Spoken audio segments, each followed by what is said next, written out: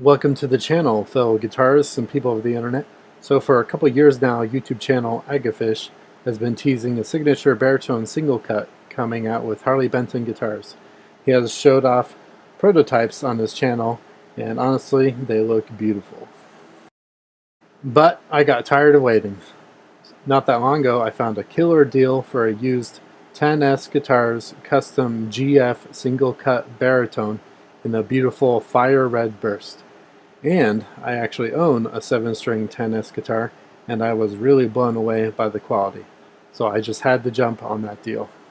So if guitars and metal are your thing, then you should probably subscribe to my channel and leave a like and comment. It really does help out with the YouTube algorithm, so thank you in advance. So I got this guitar and it appeared to have been set up for standard B tuning, so I decided to record a whole Amon-Amarth cover with it before changing the tuning and modding it. Here's a clip of that video and a link so you can check it out and hear the guitar in action for yourself. Now back to the guitar. So here are the specs. It says 22 frets, but there are in fact 24 frets. It is 27-inch scale. It is jumbo frets. The original pickups were no-name Alnico 5 magnets, but the previous owner decided to take them out and put Gibson pickups in it instead. The previous owner also decided to get the guitar refretted for some reason. The frets on my 10S 7-string are really well done and extremely well polished jumbo frets. The previous owner decided to put smaller frets on this guitar. They have very rounded edges, but these are not nearly as well polished and silky smooth as the frets on my 10S 7-string. So kind of disappointing there. And they cracked the ebony fretboard, probably during the refret process. Obviously, this wasn't a deal breaker for the price though, but you just gotta kinda question the reason why. But I already had a mod in mind before I even got the guitar, and that was to install a Hipshot Tone-A-Matic bridge. The original bridge is really skinny, and I knew it wasn't going to have enough room to intonate for all the tunings I want to put this guitar into. But I also wanted to install the bigger studs into the body to anchor the bridge instead of the skinny little screws it came with, so I had to drill some holes. I have to admit, this process was harder than I thought it would be. I had to get the holes just right, and the studs had to be able to get in there, but also be tight and secure. Eventually, I got it though. I also decided to take the pickups out.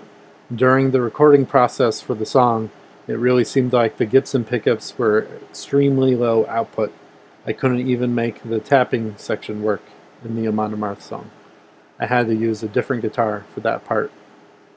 According to the Gibson website though, the Gibson 498T actually has an average DC resistance of 14.2K, which is not really that low.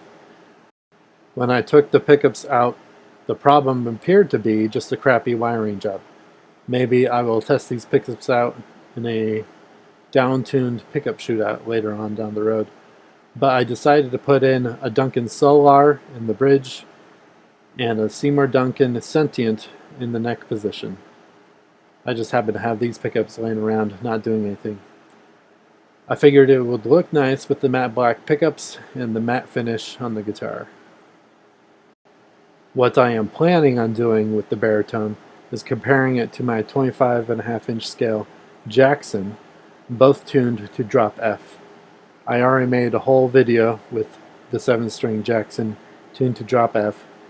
I will link it on the screen now. It actually intonated quite well for going that low. I will make a comparison video with this baritone and the 25.5-inch scale Jackson 7-string. Maybe there won't be as big of a difference as you might think. So make sure you are subscribed and hit that notification bell so you see that video when it comes out. And before we end the video, I would just like to say I am not sponsored by anyone during the making of this video. I have heard of some horror stories of people ordering custom shop guitars through 10S Guitars, and those orders never coming to fruition. I have also heard if you are going to buy guitars from 10S, that you should buy them through their reverb store.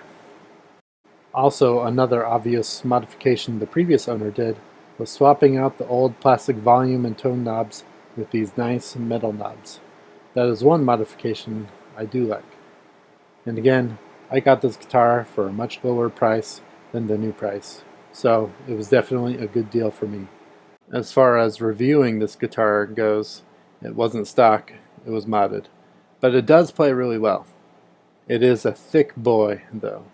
Out of all my Les Paul type guitars, this one is the heaviest. Also, it does have a really thick neck, like a baseball bat thick. I do wish it was white binding on the neck instead of painted red. It would be easier to see the side dots that way.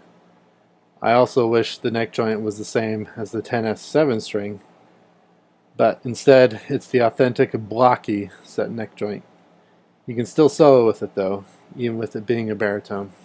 All in all, I am happy with my purchase. It is a beautiful guitar. It's hard to go wrong with a red burst flame maple top.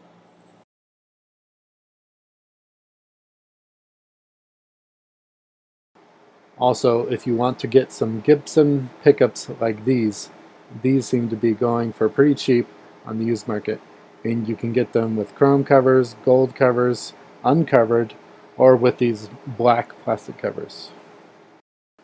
Thank you for watching my video.